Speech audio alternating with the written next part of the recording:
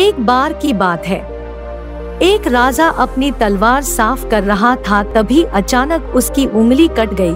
तो पास कहाँ खड़े मंत्री अचानक बोल उठे, राजा साहब चिंता ना करे, जो होता है अच्छे के लिए होता है। यह सुनते ही राजा को गुस्सा आ जाता है। राजा उस मंत्री को कारागार में बंद करने का आदेश दे देता है और बोलता है उसको फांसी पर चढ़ा दिया जाए। यह सुनकर मंत्री घबरा गया। उसने राजा से निवेदन किया, महाराज मैंने आपके यहाँ इतने वर्ष तक काम किया है, क्या आप मेरे अंतिम इच्छा पूरी नहीं करेंगे? राजा बोला, ठीक है, बताओ क्या है तुम्हारी अंतिम इच्छा? कृपया मुझे 10 दिन का समय दीजिए, उसके बाद आप मुझे जो चाहे वो सजा दे सकते हैं। राजा ने उनकी अंतिम इच्छा मान ली। राजा दूसरे दिन अपने सैनिकों के साथ जंगल में शिकार पर निकला। जंगल के बीच में राजा अपने सैनिकों से बिछड़ गया और रास्ता भटक गया। रास्ता ढूंढते हुए राजा वनवासियों के बीच पहुंच गया, जो बलि देने के लिए किसी को ढूंढ रहे थे।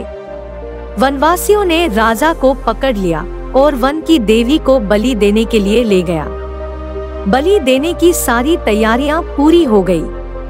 जैसे ही राजा को बलि देने की स्थान पर ले जाया गया, वहां खड़े बुजुर्ग की नजर उस कटे उंगली पर पड़ी। उसने आवाज लगाई, यह तो कटी हुई उंगली है, इसकी बलि नहीं दी जा सकती। तो वनवासियों ने राजा को छोड़ दिया। दोस्तों, वीडियो में आगे बढ़ने से पहले मैं आपसे अनुरोध करूंगी कि अगर आप इस चैनल पे नए हैं तो प्लीज चैनल को सब्सक्राइब करके बेल आइकन को प्रेस करना मत भूलिएगा। तो चलिए बढ़ते हैं वीडियो की ओर। राजा जैसे तैसे वहां से निकला और अपने राज्य पहुंचा। सबसे पहले कारागृह में अपने मंत्री से मिला। राजा ने मंत्री से कहा, आपने सही कहा था, अगर मेरी उंगली नहीं कटी होती तो मैं जिंदा नहीं होता।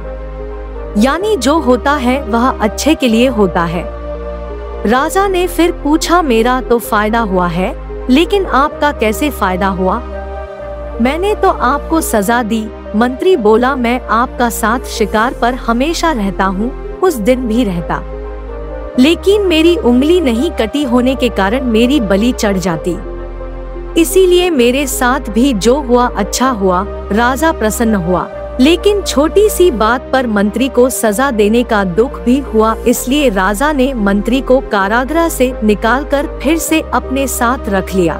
दोस्तों, अपने जीवन में भी बहुत से उतार चढ़ाव आते रहते हैं।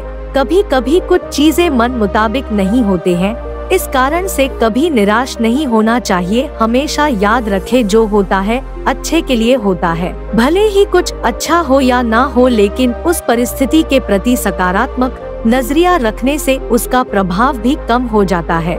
थैंक्स फॉर वॉचिंग स्पिरिचुअल जिंदगी।